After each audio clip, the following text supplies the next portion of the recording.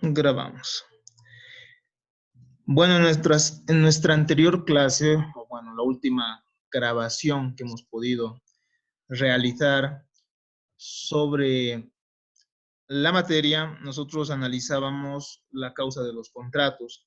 Hemos visto que existen, bueno, que la causa de los contratos es diferente a la causa de la obligación, ¿no? La causa de la obligación se va a referir se va a referir a la interdependencia de prestaciones entre las partes.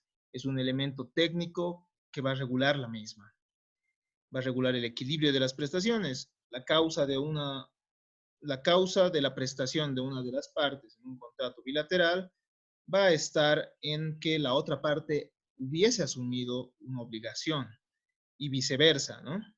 A eso nos referimos cuando hablamos de la causa de la obligación. Entonces es inmediata, típica, inmutable y abstracta. Siempre está presente esta causa en todos los contratos. Siempre está y siempre es la misma. En un contrato de compra-venta, por ejemplo, habíamos dado el ejemplo por ejemplo, habíamos manifestado que la causa de la obligación del vendedor está en la entrega del dinero, bueno, en la obligación que ha asumido el comprador de entregar dinero. Y la causa de la obligación del comprador está en la obligación que ha asumido el vendedor para entregarle un determinado bien. La causa del contrato, en cambio, es variable. Se refiere a los móviles psicológicos. Cada persona, el momento que celebra un contrato tiene los más diversos fines, los más diversos, las más diversas intenciones respecto al contrato que celebra. Por eso la causa del contrato se va a referir al elemento volitivo y resulta concreto porque va a responder, nos dice nuestra diapositiva, a móviles psicológicos particulares y privativos de cada uno de los contratantes. Hemos manifestado que la causa eficiente es una perspectiva un poco más de causa y efecto, ¿no? Se va a referir a las formalidades que daban lugar al contrato y esta es una perspectiva que los romanos, que era, digamos, es una perspectiva que los romanos seguían, ¿no? Es así que los causalistas nos dicen que en cada tipo de contrato hay un fin inmediato, típico e inmutable. En los contratos bilaterales, aquí, como hemos visto, la causa estará en que la otra parte ha asumido una obligación. En los contratos reales, si existe, ¿por qué se da el contrato real? Porque previamente se entrega un bien. Ejemplo, en el comodato, que es un contrato a título gratuito, se tiene que entregar, restituir el bien. ¿Por qué? Porque previamente se ha entregado el bien por parte del comodante al comodatario. Entonces el comodatario lo que tiene que hacer es devolver el bien que se ha prestado. En los contratos a título gratuito, la causa sería el animus donandi.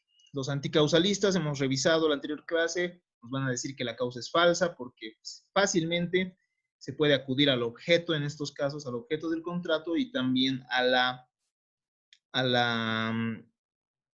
voluntad o al consentimiento del mismo para invalidar el contrato. Por eso sí sería inútil. Es falsa, ¿por qué? Porque la causa no, en los contratos bilaterales, la causa de una de las prestaciones no es previa a la otra prestación. Entonces, no existiría esa relación de interdependencia. ¿Por qué? Porque las dos prestaciones nacen al mismo tiempo. Entonces, una no puede ser causa de otra si nacen al mismo tiempo, en los contratos bilaterales. En los contratos reales, lo que existe es una causa eficiente, dice, lo que genera la obligación, y no esta causa, no este fin inmediato y abstracto. Y no tiene sentido desligar el animus donandi de los móviles, nos dicen al final. Es así que surgen los neocausalistas, representados por el señor Henry Capitant, que es quien está en la foto. ¿Y qué nos dicen? Estos varían de los causalistas en un aspecto pequeño, ¿no? Pero que ellos consideran importante, o que Henry Capitant considera importante. Para los causalistas, la obligación que asume una de las partes es la causa de la obligación que asume la otra parte, y viceversa, eso en los contratos bilaterales. Respecto a las críticas sobre los contratos unilaterales y respecto a las críticas de los respecto a las críticas de los contratos reales, perdón, y respecto a las críticas a los contratos a título gratuito que han realizado los anticausalistas, los neocausalistas van a estar de acuerdo, pero respecto a la causa dentro de los contratos bilaterales, ellos nos dan una nueva perspectiva y dicen, no es la asunción, es decir, no es que una parte haya asumido una obligación la causa de la otra, de que la otra deba cumplir su obligación, sino el cumplimiento de una de las partes, el cumplimiento que realiza una de las partes de su prestación, es la causa de la obligación de la otra parte. Entonces, ya no sería que simplemente haya asumido una de las partes la que justifique o la que establezca esa relación de interdependencia de la otra prestación, sino su cumplimiento. Se critica esto porque la causa terminaría, es un elemento necesario para la formación del contrato. Cuando nosotros hablamos de la ejecución del contrato, del cumplimiento del contrato, ya no estamos hablando del momento mismo de formación del contrato, y al final los elementos que estamos estudiando, es decir, consentimiento, objeto y también consentimiento, objeto, causa y formalidades, deberían ser elementos que estén presentes el momento mismo que se forma el contrato. Entonces, se realiza esta crítica. Tenemos que distinguir la causa del móvil o motivo del negocio. La causa del contrato termina siendo, es también denominada esta la causa del contrato, a diferencia de la causa de la obligación, que es la que habríamos revisado. Ese fin inmediato y abstracto, es decir, esa interdependencia en las prestaciones, termina siendo diferente a esta causa del contrato, o móvil o motivo del negocio. El móvil o motivo del negocio va a referirse a los motivos psicológicos, al fuero interno de cada una de las partes que intervienen en el contrato. Entonces nos dicen Walter Kaune, es el fin subjetivo, es decir, que va a variar en cada una de las personas, concreto, se va a referir a una persona concreta, mediato, es decir, lo que va a buscar la persona mediante este móvil depende del contrato, entonces termina siendo mediato, y es inconstante, es decir, que puede variar de un contrato a otro lo que busquen las partes, ¿no? O sea, el móvil, lo que lleve a celebrar a las partes el contrato es diferente en cada caso. En el caso del móvil o motivo del negocio. Se encuentra en igual calidad y en contratos que pertenecen a la misma categoría y que persiguen las partes al contratar, ¿no? Inclusive entre los contratantes. Ya. Es inconstante y varía de una persona a otra. Va a variar de contrato a contrato y va a variar de persona a persona. Es decir, yo voy a comprar esta casa impulsado por la necesidad de tener una vivienda o de, qué sé yo, podría ser para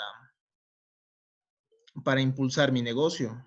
Entonces, al final, termina siendo diferente, si se dan cuenta, ¿no? No es siempre el mismo. Yo puedo comprar una casa para algo totalmente distinto que va a, que va a, que va a perseguir, por ejemplo, Damaris. Yo puedo comprar una casa para vivir ahí. Otra persona lo hará para alquilar para alquilar a otras personas, ¿no? Es así que hemos llegado al cuadro comparativo, estableciendo las diferencias, ¿no ven? La causa del negocio sería, o también denominada causa de la obligación, va a ser un fin directo, abstracto, objetivo, impersonal, típico y constante, inmutable, siempre presente, de la misma manera en todo tipo de contratos. Wari, ¿tiene alguna consulta? No, doctor. Ah, ya. No, se me activó, perdón. No te preocupes. Entonces, es idéntico en todos los contratos. El móvil del negocio, por su parte, es un fin inmediato, concreto, subjetivo, personal, atípico e inconstante, variable, diferente en cada contrato. La divergencia sobre estas perspectivas llega incluso a autores bolivianos. Walter Kaune considera que no se tiene que confundir la causa con la falta de causa o con la causa no expresada, perdón. Existen ciertos negocios jurídicos en los cuales no está expresada la causa. Puede ser, nos dice, en ciertos títulos valores, por ejemplo, puede suceder, o bueno, incluso en un reconocimiento de deuda, el reconocimiento de deuda, tal cual ustedes han llevado en obligaciones, no requiere las explicaciones, por ejemplo, ¿no?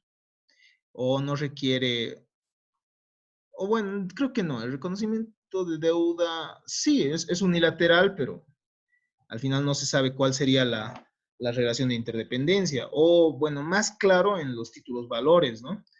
Uno entrega un cheque y el cheque al final se tiene que pagar a una de las personas, pero no porque no exista o no esté establecida la causa de ese cheque, significa que exista una falta de causa en un contrato de compra-venta en que se paga con cheque, por ejemplo.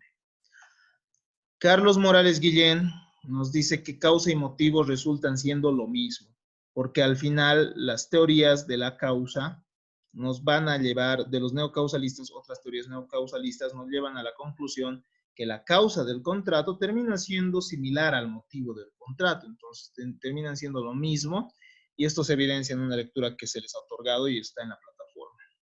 Walter Kaune considera que sí se puede invalidar un contrato por si no se consigue la causa, si no existe ese fin abstracto e inmediato de un contrato, ¿no? Entonces, eso está sujeto a debate. Sin embargo, eso ya ustedes lo analizarán. Claro está, revisarán también cierta jurisprudencia y si tienen alguna duda podrán realizarla. De que han existido fallos en los cuales se invalida contratos por falta de causa, han existido. Pueden revisarlo también en el texto de Carlos Morales Guillén. En el mismo texto de este autor que rebate, existe cierta jurisprudencia que dice, ¿no?, que se invalida un contrato por falta de causa o por una causa ilícita también, ¿no? De esta manera evidenciamos entonces la diferencia de perspectivas. Ahora, ¿cómo diferenciamos la causa del objeto del consentimiento y la causa del motivo? O sea, son elementos del contrato, ¿no? O sea, consentimiento, tenemos el objeto, que ya hemos analizado, igual que tiene ciertos requisitos según la prestación que tratemos, y tenemos también la causa y el motivo. Eh, se nos establece que tenemos ciertos mecanismos para llegar a respondernos cuál es el objeto, si hay objeto mínimamente. La pregunta para establecer si hay consentimiento es, han querido las partes efectivamente realizar el contrato? Entonces, en caso de que exista error, dolo, violencia, estamos pues ante situaciones en las cuales la parte en realidad no quiso contratar, ¿no? No quiso formar parte de un negocio jurídico. Entonces, no existiría un consentimiento en esos casos. Ha querido, entonces, ese es uno de los elementos, ¿no? ¿Qué ha querido? Nos sirve para averiguar si hay objeto, porque en los contratos evidenciamos nosotros diferentes prestaciones, ¿no ve? Prestaciones de dar, hacer y no hacer. Entonces, ¿qué han querido las partes en el contrato? El comprador ha querido que, bueno, adquirir un determinado bien, adquirir el derecho propietario de un determinado bien. Entonces, que se le transfiera un bien, una prestación de dar. O, qué sé yo, ha querido, la persona que celebra un contrato de iguala profesional, ha querido que un abogado patrocine a esta en un determinado proceso. Entonces, al querer eso, ha querido una prestación de hacer, ¿no? Entonces, en estos casos, estamos ante objeto. Hay objeto, si es que se puede responder a esta pregunta. ¿Por qué ha querido? Cuando nosotros nos preguntamos por qué ha querido, podemos encontrar la causa del negocio o también llamada causa de la obligación. Y aquí está el fin abstracto, ¿no? En los contratos bilaterales aquí se establece la interdependencia, ¿no? ¿Por qué ha querido? La parte tiene que haber querido bajo ese fin abstracto que siempre se cumple, es decir, ¿por qué ha querido? Ha querido porque la otra parte le va a entregar su contraprestación. Entonces, en caso de que exista eso, evidenciamos la causa. Si es que existe un contrato de compra-venta sin existir un precio, por ejemplo, entonces estaríamos ante una causa que incluso podría ser ilícita, ¿no? Porque en el contrato de compra-venta nosotros encontramos que el contrato implica el pago de un precio, una contraprestación, sacrificios patrimoniales mutuos, porque estamos ante un contrato a título oneroso, ¿no? Un contrato bilateral a título oneroso. Entonces, no existiría causa. Y por último, Kaune nos dice que para diferenciar la causa del negocio del motivo o móvil, tenemos que acudir a la pregunta ¿para qué ha querido? Y ahí vamos a entender, de esta manera vamos a entender para qué ha querido cada una de las partes, estableciéndose el móvil que ha tenido cada una de las partes, ese fin inmediato, ese fin variable, ese fin que varía de contrato a contrato y la intención de las partes, ¿no? Entonces es diferente la causa del negocio del motivo del negocio. Por último, corresponde ingresar al estudio de la forma y prueba de los contratos. Habíamos dicho que no todos los contratos exigen formalidad, ¿no? No todos los contratos, existen contratos que no requieren realizarse por escrito. Tal será el caso de los contratos consensuales y de algunos contratos reales. Nosotros hemos visto en la clasificación de los contratos que existen contratos reales, es decir, que para su perfeccionamiento requieren la entrega de la cosa. Y hemos visto contratos consensuales que para existir simplemente necesitan que las partes del contrato se pongan de acuerdo. Son contratos consensuales. Entonces, pero existen también los contratos solemnes o también formales que tienen que cumplir con este requisito. ¿Ya? Existen contratos que perfectamente se van a material con consentimiento, objeto y causa, pero existen algunos que requieren ciertas formalidades y es así que se les ha preguntado en la plataforma que ustedes respondan a la pregunta señalando qué contratos requieren realizarse por escrito y, bueno, requieren realizarse por escrito que no estén previstos, ¿no? En el artículo correspondiente, es decir, en el artículo 492 es exigido. Douglas, por ejemplo, respondió eso de manera correcta, porque se ha referido a la venta de herencia, que requiere hacerse por escrito, tal cual establece nuestra norma jurídica. También existe, por ejemplo, existe expresa determinación en nuestro código que los intereses convencionales tienen que realizarse por escrito. Entonces, los contratos que tengan interés convencional entre las partes, tienen que realizarse por escrito, porque no se puede verbalmente probar ese interés, ¿no? Mínimamente requiere que se realice por escrito. El contrato de sociedad está también ahí, bueno, ese no podían darlo como ejemplo. La prenda de créditos, ¿no? Uno da muchas veces como prenda un crédito a una persona como garantía de otro crédito. En estos casos también la ley exige que se dé por escrito, por ejemplo. Entonces, hay ciertos casos en que la ley exige que se cumplan ciertas formalidades. A ver, leamos un poco de nuestras diapositivas.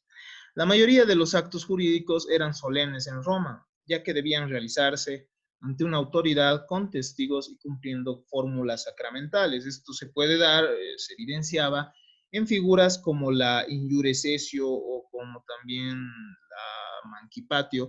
Incluso existían otros actos jurídicos como la confarreatio, si no estoy mal, es decir, una forma de celebrar el matrimonio, pero eran sumamente solemnes, ¿no? Los actos jurídicos que celebraban los griegos, con decirles que en la mancipatio realizaban un acto simbólico de entrega de tierras, incluso en una mano tenían que tener ciertos elementos y repetir ciertas palabras En caso contrario, incluso no se validaba esa forma de realizar el contrato.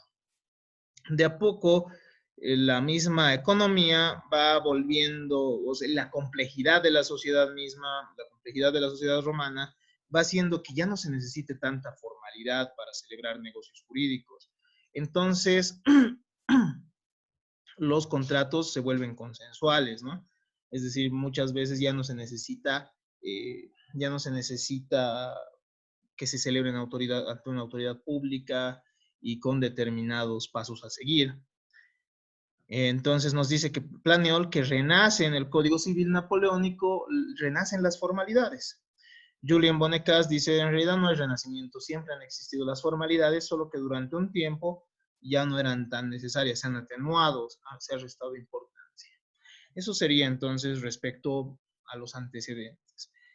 Nuestro código establece dos clases de formalidades. Unas van a ser ad solemnitatem, establecidas expresamente en el artículo 491, son aquellas que dan esencia y validez al contrato, es decir, son ciertos pasos, ciertos requisitos que debe cumplir un contrato para que el mismo tenga validez, para que el mismo no resulte inexistente ante el derecho. Y existen también los contratos ad probationem, es decir, aquellos que requieren celebrarse mínimamente por escrito para poder probar. En caso de que tú no tengas un contrato escrito en estos casos, en los casos establecidos por ley, no se puede probar de otra forma. Es decir, no puedes ir a... La ley nos exige, por ejemplo, que el contrato de sociedad sea realizado mínimamente por escrito. Si tú vas ante un juez y pretendes probar la existencia del contrato de sociedad mediante mediante testigos, eso no va a ser válido. Por eso se llaman ad probationem, porque a efectos de prueba, la ley nos exige que mínimamente sean por escrito. Los ad solemnitatem requieren mayores formalidades, sin las cuales termina siendo inválido el contrato. Algunos contratos requieren de estas formalidades, de estas que ya hemos mencionado, por la posibilidad de no ser compensados tras el sacrificio que han realizado, tras los sacrificios patrimoniales que realizan los contratantes, ¿no? Otros no requieren de estos al existir sacrificios recíprocos o no existir transferencia a título gratuito. Si nosotros revisamos nuestro Código Civil,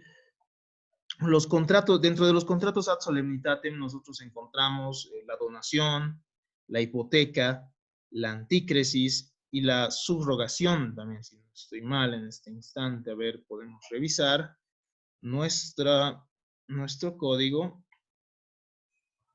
para corroborar estos aspectos.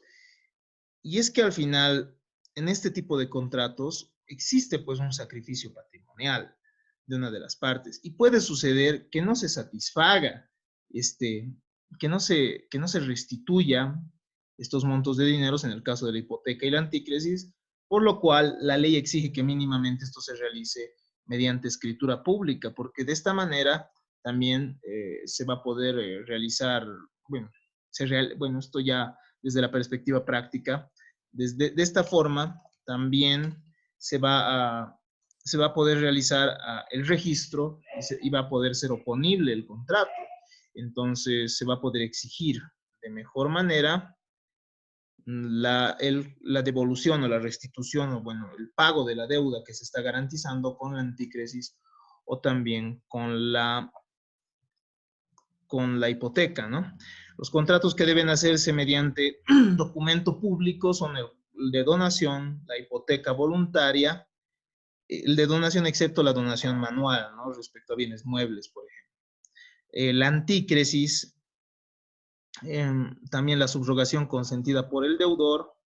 ¿Por qué? Porque se está al final transfiriendo una obligación, entonces es necesario que se haga de esta manera.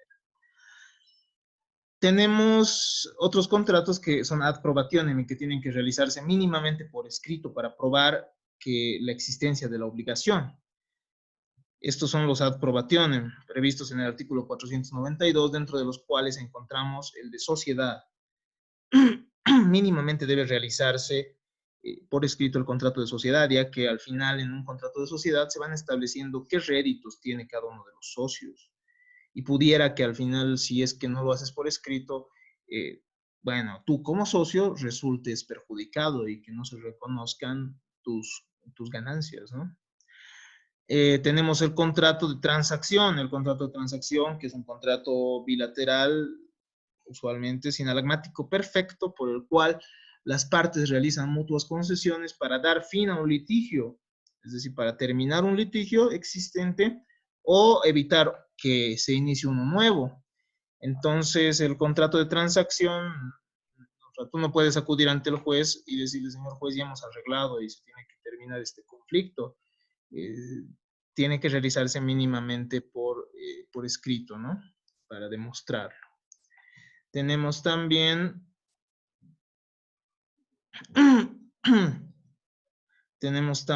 el contrato de, a ver, estábamos en la transacción que debe realizarse por escrita y los derechos de superficie, ¿no? Los derechos que se tiene a la construcción en un terreno que pudiera ser de otra persona, el derecho de construir y otros actos señalados por ley. Es decir, la ley establece también en ciertos casos que sea por escrito. Por eso es que en el trabajo yo les pedí que ustedes mencionen.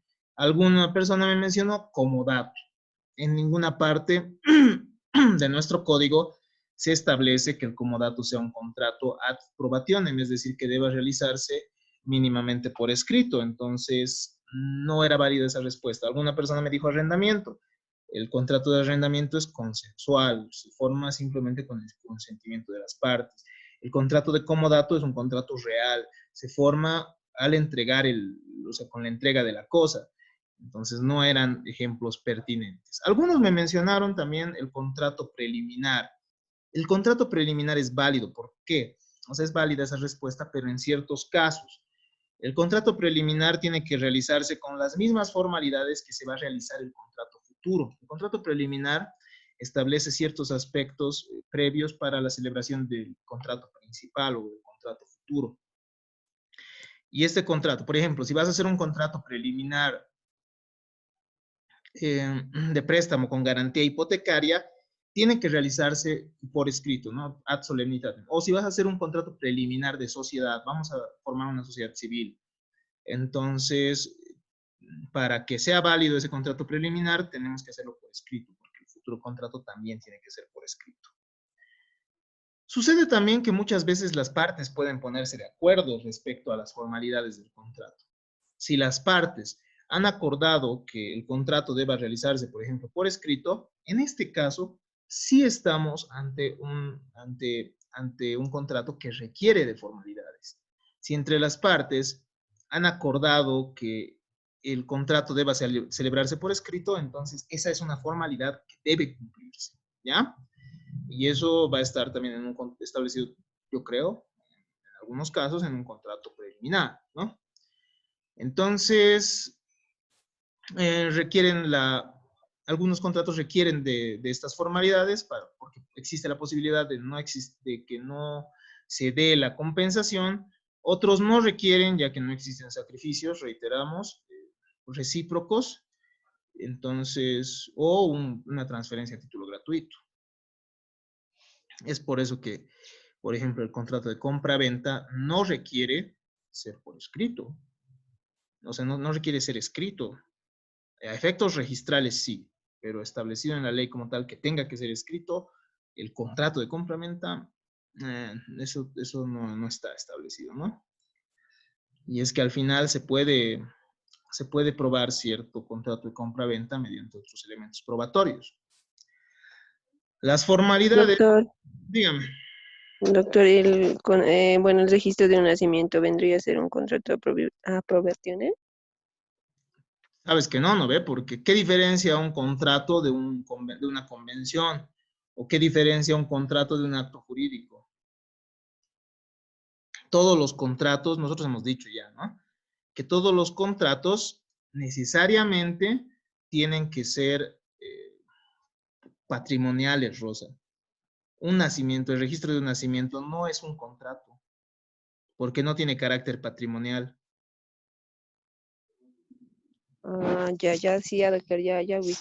Gracias. Ah, ya. Bueno, si tienes alguna otra pregunta, pero dime, ¿no? Ad Ya, probationem son los contratos que tienen que realizarse. Obviamente también existen actos jurídicos que pudieran ser ad probationem, ¿no? Por una analogía, tal vez, dentro de una clasificación de los actos jurídicos solemnes, algunos que requieren realizarse mínimamente por escrito. Pero si te das cuenta, la persona es persona por más que no registre su nacimiento, ¿no? Eso ya, pero fuera de la materia, ¿no? Porque eso no es un contrato. sí, doctor, ya, gracias. Muy bien. A ver, las formalidades también pueden acordarse por los contratantes, como hemos manifestado. La prueba de los contratos. Los contratos que tengan un monto mayor de 5.000 bolivianos no pueden probarse mediante prueba testifical, ¿ya? Todos los contratos que tengan un monto menor a 5.000 bolivianos o de 5.000 bolivianos tienen que realizarse por escrito mínimamente, ¿ya? Eso es algo importante porque el 1328 refiere a la ley de organización judicial de entonces. Entonces, por ultraactividad de la norma, se considera este monto como el monto mínimo para el cual un monto mínimo para establecer qué contratos deben realizarse por escrito, ¿ya? Los contratos que tengan un monto de 5.001 bolivianos, sí o sí tienen que realizarse por escrito, ¿ya? Eso se establece según lo establecido por el artículo 1328, el mismo no ha sido derogado, nos remite a otra norma, a una norma que anteriormente estaba en vigencia. Entonces, ustedes han visto en Introducción al Derecho que la norma puede surtir efectos retroactivos en algunos casos, ultraactivos en algunos casos. Entonces, eso ya es materia de Introducción al Derecho, ¿no? Pero eso se aplica. No se admite tampoco contra y fuera del contenido de los instrumentos ni sobre los que alegue haberse dicho antes a tiempo después que ellos se otorgaron, aun cuando se trate de suma menor. Cuando estamos ante documentos públicos, o también denominados instrumentos, no se admite prueba contra el contenido del mismo y fuera del contenido del mismo. Esto corresponde a una prueba tasada de las obligaciones, pero es diferente, ya, o sea, el contenido a poderse establecer su nulidad por los motivos que vamos a ver con posterioridad. Basta con que comprendan esto por el momento, ¿ya? De esta manera hemos terminado el primero de los temas, ¿no? Que hoy vamos a grabar. Entonces voy a terminar de grabar. ¿Dónde está? Detener.